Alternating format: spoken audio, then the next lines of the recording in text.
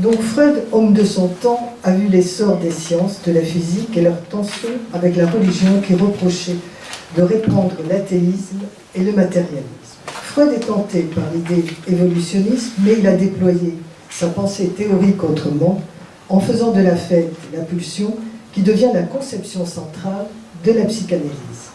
Il définit alors les fondements d'une théorisation de l'archaïque dans la vie psychique par les processus précoces de la psyché et les traces des expériences primitives de son fonctionnement.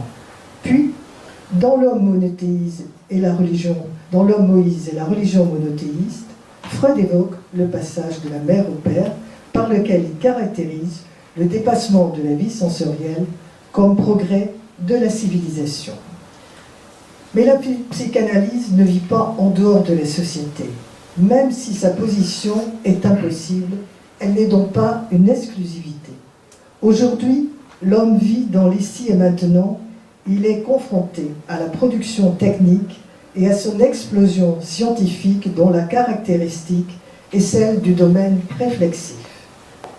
L'innovation supplante la création dans un monde du big data, qui se voudrait infini et qui est plutôt sans limite. Les sciences de l'invisible prennent un autre biais que celui de la religion. Les médias digitaux opèrent un rapprochement des uns aux autres qui fait perdre à l'individu sa distanciabilité, c'est-à-dire sa capacité de faire l'expérience de l'autre à l'aune de l'altérité. Nous avons à prendre en compte un monde de l'émergence et donc de l'auto-engendrement, ceux des algorithmes, c'est-à-dire ceux de l'humain et ceux produits par la machine. Avec cet univers digital, les médias se sont fascinés pour l'intelligence artificielle et les algorithmes de la machine qui ne peut recevoir encore la charge affective et le degré d'enracinement d'un énoncé dans le réseau mnésique de son interlocuteur. Cependant, certains chercheurs ont convoqué la psychologie, la sociologie, l'anthropologie et d'autres même la psychanalyse, comme Paul Jorion, anthropologue et économiste. Ils tentent alors de rapprocher les modélisations de la psyché humaine et celles de la machine. Il s'agit de construire une intelligence artificielle qui doit faire effet, c'est-à-dire imiter en ses effets l'intelligence humaine pour ce faire. Il emprunte la théorie de l'affect de Freud, fait la référence à l'esquisse, puis les théories de Lacan et de Mélanie Klein.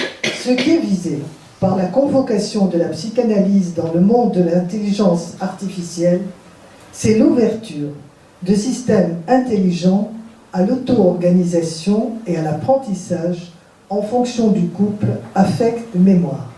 C'est faire en sorte que ces systèmes possèdent une personnalité et une biographie adaptées à une situation où le modèle biologico-génétique est sous-tendu par l'information. Son rêve serait de greffer un cerveau humain à la machine. Nous atteindrions ici ce que nomme Bernard Stiegler les machines apprenantes. La fragmentation de ces perceptions font appel au mimétisme collectif, à tout ce qui a de plus élémentaire en l'être. Le risque serait que la représentation du hors-soi vienne remémorer la difficulté existentielle, voire l'impossibilité chez l'humain de se décoller du mimétisme avec le corps maternel. La représentation du hors-soi nécessite que dans les strates les plus profondes de la psyché singulière s'accomplisse la reconstruction des perceptions, des signifiants, par le plaisir et le déplaisir du commencement et de l'émergence. Le monde intérieur des individualités est fait de perceptions, de signes particules se mettant en réseau, connexion, disait Deleuze. Or, ce monde renvoie aussi à l'effervescence et à l'excitation qui sont devenus un trait caractéristique actuel de l'expression de la singularité du sujet dans le collectif.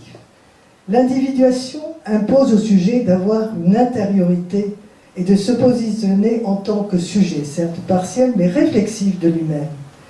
Mais sa vulnérabilité, force et faiblesse lui laissent éprouver toujours des difficultés à vivre son individuation. Dans cette contextualité et dans le prolongement de la théorie freudienne, les psychanalystes contemporains se sont intéressés au processus primaire de symbolisation. Ils ont introduit des concepts spécifiques aux premières expériences de la vie psychique en développant l'étude freudienne de la représentation de choses et de la représentation de mots à travers les traces perceptives de ces représentations.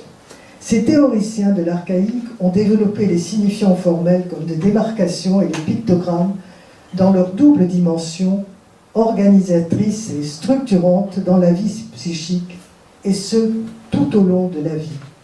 Ils ont étudié, à partir de la mise en forme de modélisation, ce fond de métaphorisation de la subjectivité qui ancre la relation du sujet singulier à un autre, pour penser cette voie si complexe de l'attitude symbolique à la transformation. La clinique des états limites, celle des agirs, celle de la psychose, vient témoigner de la souffrance du sujet d'avoir à construire et à reconstruire son intériorité. Ceci en s'appropriant sa propre sensorialité à partir d'un partage de sensations corporelles en lien avec la réminiscence de l'objet primaire. Selon Albert Sicone, cette interaction permutive est toujours à l'œuvre dans la vie de chacun et il la nomme la part bébé de soi. Dans cette continuité, j'aborderai le processus de symbolisation à partir de formes primaires, dont celle que l'on nommera des algorithmes, graphes, symboles, ainsi que la notion d'intermédiaire très présente tout au long de l'œuvre de Freud. Les modalités d'accès à la symbolisation sont dans la psychose seront envisagées à travers donc le médiateur, passeur, entre la réalité interne du sujet et sa réalité externe, l'environnement. Le médiateur permet la symbolisation en tant que processus inhérent à la culture. Il s'agit de mettre ensemble ce qui était dispersé dans un monde fait de particules énergisantes, c'est-à-dire de faire cohabiter deux termes opposés qui correspondent structurellement à deux moments, celui de la dispersion et celui de son contraire. Ces deux moments s'assemblent pour qu'un jeu, par la mise en forme de ces éléments, leur mise en image et le processus langagier, puissent penser et vivre avec d'autres jeux, et produire ainsi du social. Chacun expérimente le réel, rencontre nourrie par la sensorialité, l'imaginaire et la symbolisation qui circulent entre les jeux, c'est-à-dire une réalité partagée et partageable. Alors, premier point, ce que je développerai, ce sera la symbolisation et médiation dans le collectif. Parler de la symbolisation, c'est parler de la matrice ontologique et anthropologique qui rassemble les contraires. Tels deux psychés hétérogènes, psychémons, se rencontrent à travers le corps pour vivre ensemble l'aventure humaine et sociale. La clinique de la médiation a constitué un axe majeur de la psychothérapie institutionnelle et ces théoriciens ont été les initiateurs des soins de la psychose. Le médiateur réactive les sensations premières dans lesquelles corps, psyché, monde se reflètent. Dans la psychose, l'activité de l'originaire, qui n'est pas l'origine, joue un rôle central à l'intérieur de la médiation thérapeutique. Donc ces théoriciens ont favorisé entre autres l'apparition de deux discours distincts, celui de la folie et celui sur la folie. Ces deux différenciations avaient l'intention de libérer les patients du pouvoir aliénant émanant de l'institution totalisante qui avait eu jusqu'alors pour mission d'assurer tous les soins des malades, vie et mort en plus. Dans cette contextualité, la différenciation ne prend plus l'unique voie hiérarchique dominant-dominé, mais une voie horizontale, plus égalitaire, qui organise les rapports humains entre semblables. La place du tiers est donc devenue essentielle pour différencier les places, les fonctions, les rôles de chacun.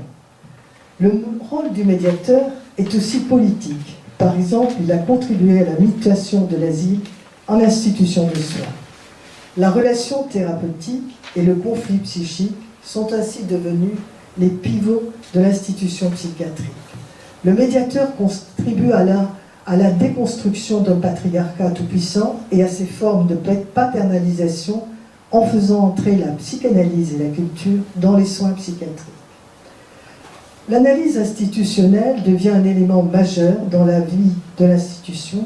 C'est la matrice de tous les discours et de leur rapport à la loi. Ces discours eux-mêmes sont issus des ensembles collectifs que les individus portent à eux, c'est-à-dire au cœur même de leur psychisme individuel, que s'élabore une dialectique entre le collectif et l'individuel. Toute médiation s'inscrit dans une problématique de limites, de frontières, de démarcation, mais aussi de passage. La représentation topique de l'appareil psychique, ses lieux, ses espaces et ses limites internes et externes amènent à penser sans cesse la médiation qui en assure les échanges. L'individualité et le collectif forment un ensemble qui les dépasse et au-delà de cet inconscient qui transcende chacun. Ainsi, le discours de l'ensemble est-il fait des représentations des autres qui, selon Pierre Aulagné, proposent des modèles, des points de certitude et des identifications, ce qui donne au discours une assise symbolique. Dans le champ thérapeutique et des psychoses, la fonction du médiateur est celle d'un porte-parole représentant un ordre extérieur partageable et identifiant, transmettant du refoulement pour donner accès à un ordre humain à l'altérité. Il permet donc de travailler sur les notions de potentialité psychotique et de retrouver ces traces qui sont à l'œuvre dans la psyché, rendant intelligibles les diverses histoires libidinales. Deuxième point, entre violence pulsionnelle et figuration, l'algorithme chez l'humain. En réhabilitant la question de la réalité, Winnicott refuse le dilemme freudien entre le monde interne et le monde externe. Il instaure l'illusion qui assure une continuité entre l'un et l'autre. Margaret Milner avancera alors le concept de médium malléable, et la force du médium malléable repose sur l'illusion de son indestructibilité, c'est-à-dire l'acceptation qu'on appelle à la limite, qui relance l'investissement et doit être transformé.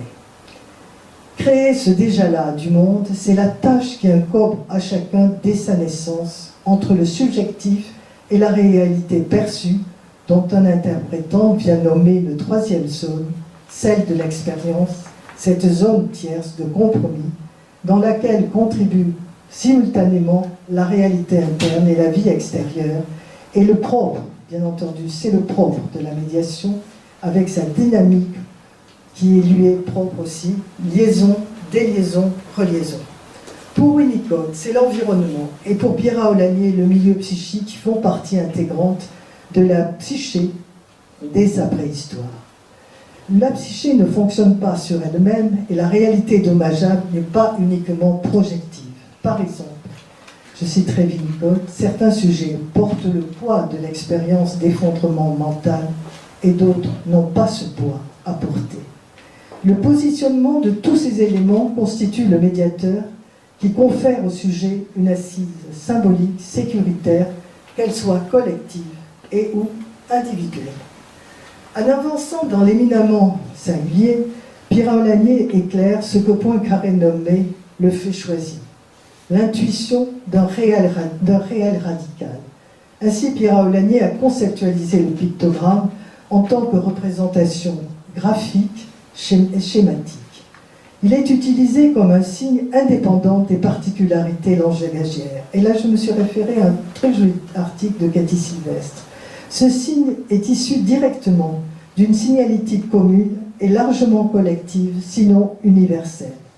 Ce schéma basique sert de support en tentant de rendre accessible la complexité du monde dans sa première relation qui s'instaure entre la psyché de l'enfant et le monde. Une des particularités de cette co-création est que le corps lui-même est perçu comme une extériorité égale à celle du monde et pouvant imposer ses exigences. Le pictogramme représente donc un engramme relationnel entre la psyché de l'enfant et la dépendance au sein maternel et la réponse de la mère telle qu'elle est perçue par l'enfant. Nous pourrions avancer que la question des potentialités et la mobilité des structures primitives sont en jeu lors de la constitution de ce socle métaphorique de la subjectivité, voie d'accès du sujet au symbolique. Par exemple, le pictogramme, unité fondatrice psyché-corps-monde, métabolise l'expérience à partir des mouvements, jonction-disjonction, absorption-rejet, plaisant-déplaisant. Avec cette mêmeté se produit l'absence initiant un décalé nécessaire à la symbolisation. Bien que refoulées, fort clos du connaissable, ces inscriptions sont à l'état brut non symbolisées, ne sont pas irreprésentables, elles peuvent surgir tout au long de la vie et particulièrement dans la psychose et dans les délires. Cependant, ce qui fait sens dans leur pensée doit faire sens pour la société. Tout sujet, dès sa naissance, est obligé de penser le rapport à la réalité et à son adaptation. Pierre-Henri Castel précise qu'il faut au sujet un appareil psychique et sa constitution implique qu'une partie de l'énergie psychique soit consacrée à l'enregistrement sur ce qui se passe à l'extérieur et une autre partie de l'énergie active se porte sur une rencontre anticipatrice des stimuli qui pourraient être désorganisés mais aussi pouvant détruire. Toutefois, il n'y a pas d'appareil psychique qui ne se conçoive sans ce moment radical, ce n'est pas ça. Ce que je sens, ce que je ressens, et ceci ne peut se faire sans le recours à la haine. Ce moment radical est bien sûr une hypothèse absolue au sens de la dénégation, dit Pierre-Henri Castel. En se référant à Bion, il précise qu'il y a donc des signifiants en circulation, et non seulement des signifiants, mais des affects et aussi des objets, que ces représentations, affects et objets construisent l'appareil psychique par éjection et par rejet, constituant ainsi le sujet en retrait. Mais qu'en est-il dans la psychose? Voilà, je vous invite donc au groupe Jardin. Dans un service de psychiatrie adulte de la région parisienne, nous avons tenté, comme pivot de la relation transférentielle, un médiateur thérapeutique. Cette expérience s'est réalisée dans le cadre d'une activité que nous avons nommée le groupe Jardin. Cette activité thérapeutique s'est déroulée pendant plus de 25 ans auprès de patients hospitalisés et d'autres en hospitalisation de jour. Le psychiatrique s'écarte du registre de la causalité partagée lorsqu'il construit un délire pour médiatiser sa relation au monde et à sa souffrance. Dans la psychose, ce qui est nié, c'est la réalité du discours dans sa fonction d'intermédiaire entre une psyché et un extérieur, un je et un autre. Dans notre travail, nous imposons notre médiateur comme terrain de rencontre. Le jardin qui produit de la nourriture est une réalité partageable par tous, non interprétable, qui dépasse le patient, le thérapeute, le groupe, l'hôpital. Pour le psychotique hospitalisé, il s'agit de récupérer un système moins coûteux que l'envahissement par le délire et la pensée délirante primaire. Mais il s'agit de recouvrer en grande partie l'utilisation d'une causalité partagée. Le médiateur, par la réalité qu'il montre, offre une assise symbolique et sert à une reconstruction par et dans le langage. Le refoulement est ici à sa place, il ne sera renforcé, non analysé et interprété. Le médiateur n'est pas choisi comme moyen d'expression pulsionnelle, mais comme inducteur de clivages vitaux. Il permettra, par la verbalisation, une transformation des affects en sentiments et une mise à distance de l'interprétation délirante. Le médiateur ne peut être pris dans le sens de libération pulsionnelle ou utilisateur de fantasmes. Le but d'un groupe, avec des patients psychotiques, est de restaurer la communication. C'est un travail à long terme, où les contraintes sont très présentes. Ainsi, ne pouvons-nous pas laisser libre cours au surréalisme, fût-il esthétique. Le groupe Jardin est soumis aux lois de la nature qui ne sont pas les dictats des pulsions. Je prendrai pour exemple une situation groupale où ce médiateur a permis à un jeune patient catatonique une mise en pensée pulsionnelle qui s'est réalisée à l'insu des thérapeutes. Alain passe de longues semaines à arroser ses pieds autant que les nôtres, et arrivé à destination, il ne reste plus assez d'eau dans l'arrosoir pour les plantes où il ne trouvait plus ce qu'il y avait à arroser. À chaque groupe, l'éprouvé d'un plaisir intense le conduisait à s'emparer d'un arrosoir et ne plus faire qu'un avec l'objet. En effet, ce plaisir de la rencontre, en tant que rencontre inaugurale et partielle du monde, se donne à la psyché comme reflet d'elle-même, engendré par elle-même. Cependant, la psyché ne peut garder la fixité du plaisir du prendre en soi.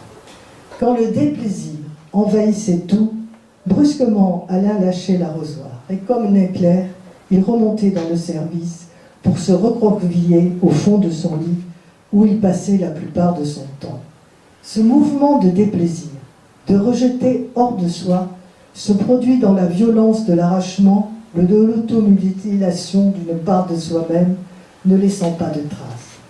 À l'insatisfaction de l'investissement s'accomplit le désinvestissement thanatos, poursuivant ses propres buts.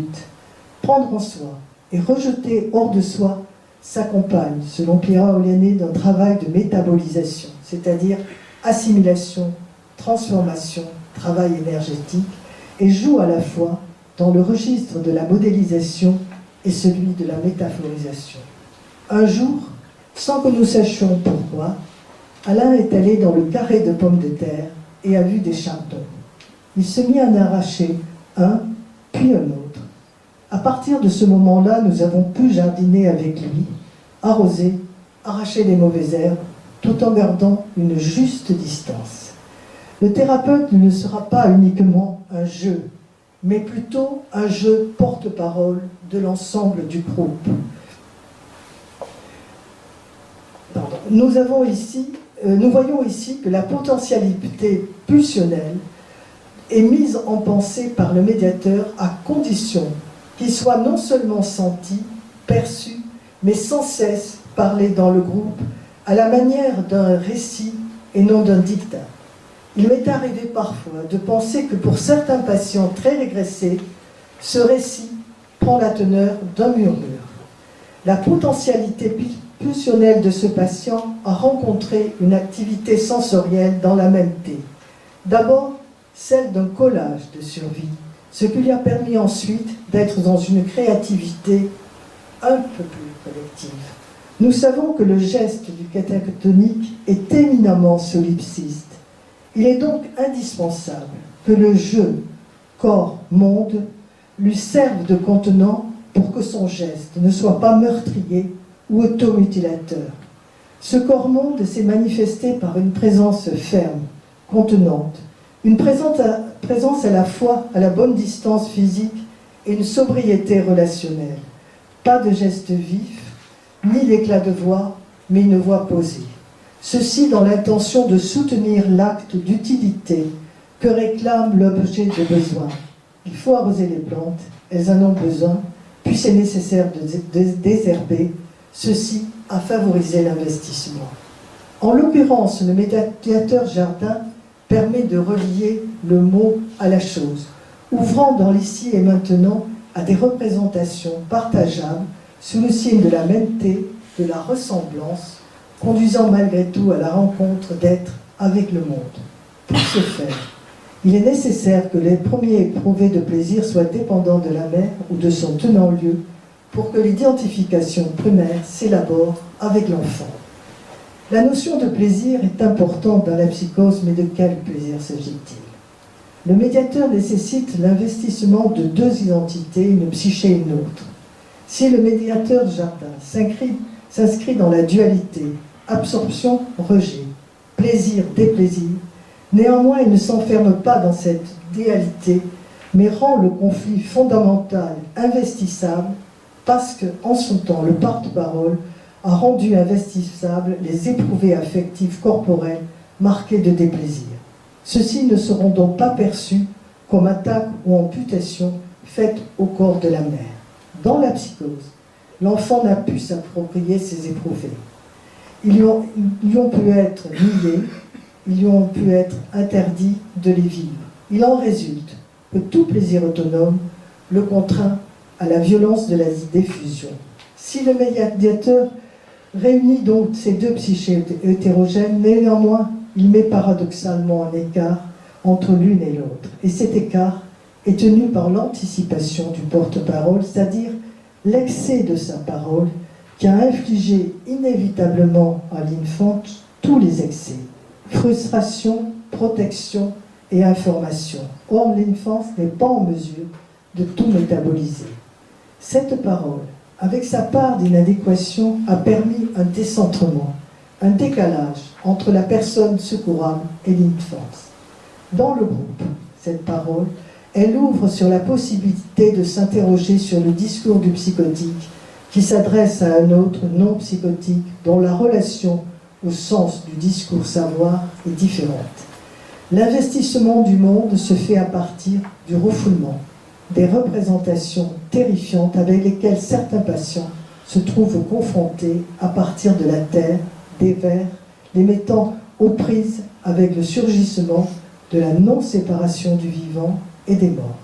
Patricia Cri. Je vais trouver des cadavres, il y a des vers, je ne veux pas jardiner, vous n'êtes pas ma famille.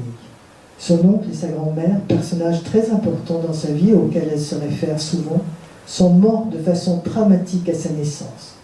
Pour elle, retourner la terre, c'est anéantir sa fragile limite entre les vivants et les morts, et de ce fait, le jardin est devenu un cimetière. Devant le surgissement de cette problématique, la seule possibilité que nous avons eue pour que ceci ne se propage pas dans le groupe fut de lui demander de se taire. Nous traitons le refoulé, le retour du refoulé, et le discours que nous tenons sur la réalité permet un refoulement des représentations terrifiantes. Nous proposons des représentations par le plaisir et la tendresse qu'elles peuvent induire, donneront un autre statut aux représentations terrifiantes qui font retour. Ainsi, l'os trouvé terrifiant, s'il s'associe au retour du refoulé, peut devenir un plaisir partagé s'il se lie à des représentations bonnes pour le jeu. Par exemple, je caresse un chien, je mange un pot-au-feu, d'autres que j'aime sont là. La pensée dans cet espace est structurante si elle se réfère au jardin, à ses produits, au groupe et à une image de celui-ci. La pensée délirante, bien sûr, n'est pas systématiquement combattue, ce qui ne veut pas dire qu'en d'autres situations, nous ne serions pas amenés à affirmer catégoriquement certaines choses différemment. Mais le ton qui sera employé tente de faire barrage aux doutes qui seraient susceptibles de s'installer. Le patient psychotique s'écarte du recours de la causalité partagée lorsqu'il construit un délire comme défense dans sa relation au monde et à sa souffrance. Son besoin d'expulser est important tellement ses pensées le persécutent et le font souffrir. Certains patients diront, peut-être qu'en bêchant, on va trouver du pétrole, peut-être qu'en bêchant, on va trouver des cadavres. Seul le ton de notre réponse changera. Non, il n'y a pas de pétrole ici. Non, ce n'est pas un cimetière. Mais si le patient voit ou sent quelque chose, ce perçu sera respecté. Les malades peuvent être au jardin en maintenant leur délire et leurs hallucinations. L'essentiel est que le médiateur soit reconnu. Marcel, qui a une hospitalisation de jour, vient, dit-il, de Sibérie à pied pour se rendre le matin au jardin. Il a rencontré des ours blancs et bien d'autres choses encore. Nous sommes très souvent inquiets, mais nous respectons son délire du moment que les éléments du jardin ne sont pas contestés. Il est arrivé qu'il ne puisse pas jardiner et nous demande de se reposer de sa marche. Nous acceptons son épuisement, mais nous ne référons pas à sa cause. La perception est réelle, même si la cause est délirante. Dans ces circonstances, la question de la limite est toujours présente. Ce questionnement produit une tension chez les thérapeutes. Celle-ci est très précieuse par rapport à la séduction narcissique, œuvre de la pulsion d'emprise inhérente au délire. Dans les limites de la prudence, nous affirmons qu'un chou est un chou. Mais nous laissons les ours blancs, nous ne les avons pas vus, le patient très certainement. Le patient psychotique construit un délire sur la réalité qu'il perçoit pour notre part Nous proposons notre médiation réalité et une causalité partageable et identifiante. Le fait que nous percevions ensemble les mêmes éléments de la réalité fait que notre rencontre ne soit pas un dialogue de sourds, même si pendant longtemps, le patient ignore la causalité délirante, la causalité que nous lui proposons, comme nous lui laissons sa causalité délirante. Le facteur temps est très important et peu à peu, les paradoxes deviennent moins nécessaires. Parmi les rôles de l'hôpital psychiatrique, un des plus importants est de redonner sens aux réalités tangibles, de restituer le patient dans ses éléments non contestés et reconnus par l'ensemble. C'est un combat avec la contestation radicale que représente la psychose. Face à la confusion et à ces paradoxes inhérents, des techniques vont médiatiser les relations et préserver le sujet. À la violence interprétative peuvent succéder les contraintes d'un protocole de soins dans une perspective de sujet à sujet. Le médiateur viendra donc entière remettre chaque partie à sa place, car il ne peut être ni haï, ni détruit par une des parties. Il faut que sa valeur soit reconnue et respectée par les deux entités, même si la haine fait partie de l'humain. Ce qui le caractérise, c'est le langage, la parole. La réaction n'est plus dans de l'ordre du stimulus-réponse, par exemple la haine n'égale pas le meurtre, la destruction, mais la haine implique la recherche sur la cause de celle-ci, volonté, désir attribué à un autre, explication. Le médiateur parle donc deux langues, la langue maternelle et la langue paternelle, ainsi privilégie-t-il les relations humaines. Voilà, je terminerai avec le fonctionnement du groupe Jardin. Ce groupe donc comportait entre 10 et 12 patients. Il y a eu 3 animateurs en permanence qui donc ont assuré ce fonctionnement. Nous avons dû aménager l'espace et donner des formes à un terrain en friche, des limites et des bords. L'aménagement fut donné par des petites allées et le découpage de l'espace fut en partie fait de carrés et de rectangles. Le groupe, qui dure près de 2 heures, a lieu 2 fois par semaine et se rencontre de façon très ritualisée. Nous commençons à aller chercher les patients et cela donne l'occasion de discuter de leur équipement pour le jardin, du temps qu'il fait, le froid, le chaud. Puis nous allons mettre les bottes et alors pour commencer une visite minutieuse du jardin. Ce qui a grandi, ce qui doit être enlevé, arrosé. Par ce tour de jardin, nous faisons un état des lieux avec de larges commentaires à la pluie. Nous créons un contenant, une enveloppe psychique groupale où se trouvent les parties les plus symbiotiques de chacun et de l'ensemble. Puis selon les besoins du groupe se partagent les tâches. Certains se déterminent tout seuls et d'autres, il faut proposer une tâche et d'autres encore, nous pourrons jardiner qu'auprès d'un animateur.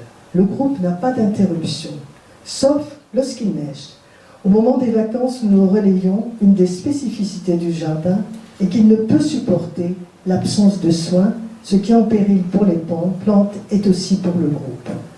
Un jardin en désordre, en friche et déstructurant pour le groupe, il devient alors la représentation d'un désordre interne au groupe et vient solliciter chacun dans son propre désordre interne porteur de violence. L'activité se fait donc sur indication médicale, la prescription prend effet lors d'une réunion avec les médecins, le patient, les animateurs. Cette prescription impose des représentations partageables pour tous, puisqu'il s'adresse à un espace tiers, différencié et fonctionnel.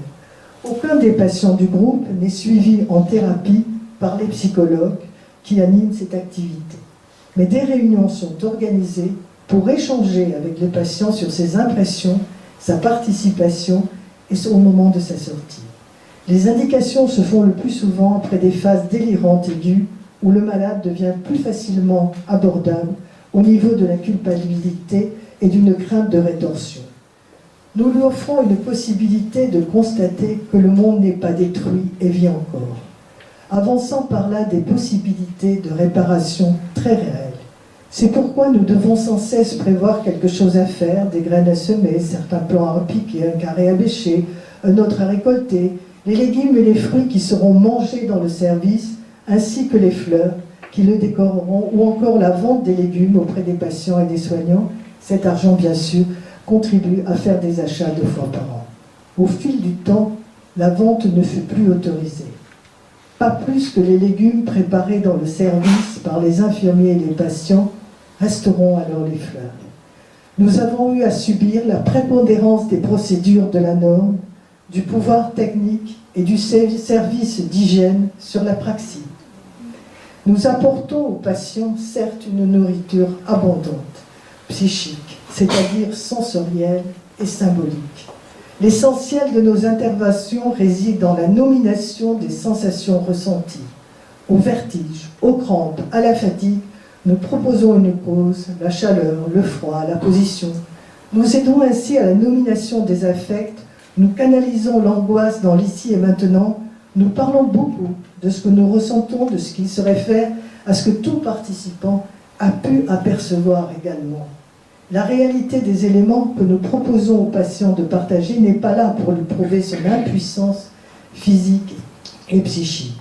Au jardin, il n'est pas question que le patient aille d'échec en échec. Au contraire, la réalité sera de l'aider à sentir son corps et ses limites dans des transpirations, des étourdissements, l'impossibilité de se tenir accroupi, des essoufflements. Il n'y a donc pas d'échec. Nous proposons un lieu où le patient est accueilli avec des régressions vécues dans son corps. Nous essayons aussi d'être vigilants aux petits accidents, bobos, aux petites coupures, maux de rein, contactés au jardin, les grippes. Ouvrez-vous, n'attrapez pas froid. Nous échangeons beaucoup à partir du vécu corporel.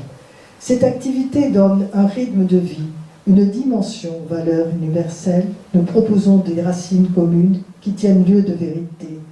La réalité, en renonçant au délire, passe par la reconnaissance de la médiation et des règles du groupe. Nous avons commencé le jardinage avec des connaissances sommaires. Les hésitations du groupe se sont révélées tout à fait bénéfiques pour tous dans sa dynamique. Les conseils sont demandés à tout un chacun en permanence. Nous mettons nos connaissances en commun. Notre absence d'un savoir professionnel sur le jardinage est compensée d'abord par notre responsabilité, la technique du groupe et notre écoute.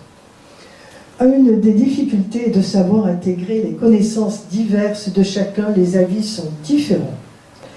Il faut bien en choisir un et faire la synthèse. Les connaissances sont le plus souvent transmises par les parents, les grands-parents, d'où notre vigilance à les écouter. Parfois, cela tourne à la recette, mais l'important est que cela soit partagé avec le groupe et soumis à la discussion. Les souvenirs d'enfance accompagnent certains conseils. Le jardin de ma grand-mère était plus beau, il faut dire qu'elle s'en occupait. Ou alors, jamais mon père n'aurait travaillé la terre par un temps pareil. Souvenirs que nous écoutons et que nous reprenons dans l'ici et maintenant. Alors, que voulez-vous faire au jardin? Ou encore, qu'y a-t-il dans le jardin de votre grand-mère? Pensez-vous que cela pousserait ici? Les patients retrouvent leurs racines, vont peut-être en faire émerger d'autres, de plus anciennes. L'histoire ainsi continuera son cours. Beaucoup sont surpris par l'importance que nous accordons aux récits et leurs souvenirs de jardinage, que ce soit au niveau d'un contenu affectif retrouvé ou de rudiments techniques offerts au groupe. Chacun retrouve un peu de terre. Dans cette recherche sur les jardins d'hier et d'aujourd'hui, dans cette quête d'un savoir-faire hérité, peut-être niché au fond de la mémoire, certains repères identificatoires se retrouveront peut-être investis. La réalité familiale de chaque sujet du groupe se trouve transcendée en s'étayant sur un savoir-faire généralisé. Le temps est marqué par l'heure du groupe, les patients ne jardinent pas en dehors des séances. Les saisons, la rythmicité, la répétition sont très réelles dans le groupe. Pendant les premiers temps de l'hospitalisation, il est nécessaire de protéger les patients de toute agression réelle et le temps en est une. Lorsque le patient est moins en danger, il participe aux activités. Le point d'articulation sera la durée de participation. Certains viennent un quart d'heure, d'autres une demi-heure, d'autres le temps complet.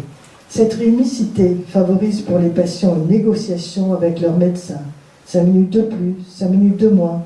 Nous insistons sur le respect des rythmes. Nous sommes donc confrontés à ce temps qui pourrait se traduire par des séductions, des débordements. Bien sûr, certains patients ont besoin d'être stimulés, d'autres limités. Il arrive parfois qu'un patient ne veuille pas jardiner. Nous sommes alors très vigilants que le déplaisir n'envahisse pas tout. L'expérience du déplaisir est le paradoxe que représente pour la logique du jeu d'avoir à postuler la présence d'un déplaisir qui pourrait être néanmoins objet de désir. Il y a donc un postulat dès l'originaire sur la présence de deux visées contradictoires clivant le désir lui-même. Une partie essentielle de notre travail porte sur la non-spécificité de chacun dans les tâches de jardinage. Bien entendu, nous ne laissons faire à chacun ce qu'il peut faire. Mais il n'y a pas les poireaux d'X ou les navets d'Y, ou le pêchage n'est pas le privilège ou le bagne de Z. Nous intervenons au maximum sur tout ce qui peut ramener à la prise de conscience de l'autre, du groupe social, de la réalité du monde. Lorsque l'individuation apparaît, nous la reprenons dans le sens de l'appartenance au groupe, ce qui rend de même coup les destructions plus supportables. Faites parfois par un ou deux patients du groupe, il est toléré, à nous de l'intégrer, de lui donner du sens, c'est aussi une réalité. Si l'objet est personnalisé, les salades de X, la destruction devient persécution, elle est insupportable, l'autre envahit l'espace. Le respect que nous portons à la médiation est communicable et partagé, ce qui induit constitutivement un respect entre les malades. Le fait que nous produisons de la nourriture est un élément très important dans le groupe. C'est bon, c'est pas bon, et très souvent bien sûr discuté. Pour les patients psychotiques, la nourriture est pour eux, je dirais, le plus souvent incorporée qu'introjectée et liée à un plaisir. Heureusement qu'il y a des petites choses que nous pouvons manger sur place. Nous allons par cet abord non contester du bon de la nourriture, privilégier le modèle pictographique du prendre en soi, première possibilité de lier, d'engranger une expérience de plaisir pour la psyché. Il est très important de parler du bon et du pas bon. C'est même bien souvent la seule chose qui reste aux patients psychotiques, de parler le plaisir. Beaucoup de patients passent leur temps à manger. C'est là que nous allons les chercher, tentant à les amener avant l'ingestion, au moment de la création de ce qui sera mangé. L'aliment sera ainsi pensé, projeté dans le futur. Je sème des radis, c'est bon. L'aliment sera parlé, ça pousse rapidement. Ils sont petits, ils sont longs, ils sont frais. Le rôle du groupe jardin, c'est donc de greffer un discours sur le réel pour qu'elle vienne une réalité commune aux lois de l'ensemble à partir d'une base non discutée, non délirante, à savoir le registre de l'alimentaire. Cette nourriture parlée devient une réassurance identificatoire pour le sujet. Il faut que les thérapeutes et patients s'entendent sur la dénomination des éléments qui satisfont la faim, la soif. Je citerai juste un exemple d'une patiente, Sylvie, arrache une carotte et la mange à pleine terre. Un patient également va hurler. Sylvie, ça se lave. Devant ces situations, il nous arrive aussi d'être très angoissés. La même patiente mange sans arrêt des poires, sans discriminer si elles sont vertes, mûres ou en train de pourrir ou couvertes de guêpes. L'objet, s'il n'est pas relié à un représentant psychique de la pulsion, évolue dans un monde de sensations et de perceptions quasi hallucinatoires, faisant ainsi vivre la proximité d'affects contradictoires qui témoignent du système inerte de la sensorialité. Alors Eros tend à ignorer que la haine peut dominer l'amour, que les contradictions de sa mise à mort sont aussi grandes que le désir de désir, que le scandale majeur du fonctionnement psychique a pour première réponse naturelle de méconnaître le besoin, de méconnaître le corps. Dans les soins de la psychose, il sera donc question de la haine du corps, de ce qui doit être exclu, mais aussi de ce qui doit être investi. Alors nous abordons le malade par la réalité du besoin. Les besoins du corps et les besoins de la psyché ne doivent pas se contester dans le domaine de la nourriture et du jardin où poussent les légumes et les fruits. Il faut soutenir cet espace de la vie psychique de sujet où l'image de mots recouvre l'image de la chose représentée. Notre fonction est de permettre au patient de réinvestir le monde et lui-même à partir de cette base non contesté que la nourriture est la réalité des éléments nécessaires à ce qu'ils deviennent. Les représentations ne sont donc pas isolées. Elles ont un sens par le fait qu'elles sont reconnues par d'autres. La réalité partageable est commune à tous. La différence est grande entre une violence génératrice de culpabilité et une autre qui limite et trouve une origine dans « je désire que tu vives ». Cette violence est nécessaire à la survie du corps et à un investissement libidinal qui nécessite ainsi que de résister à la victoire de la pulsion de mort. Nous espérons, en intervenant ainsi, qu'une partie de l'économie pulsionnelle puisse être mobilisée pour la symbolisation. Le compromis reste toujours à instaurer entre les rigidifications et l'envahissement pour que le soin de la psychose reste possible. S'y ajoute, pour le thérapeute comme pour les mathématiciens, une position autoréférentielle qui le met en lien avec ses sensations, ses objets internes et ses rêves. Rêver, bien sûr, c'est aussi une façon de créer des nouveaux espaces, c'est une autre façon de concevoir le soin, c'est résister aux vicissitudes inhérentes aux institutions.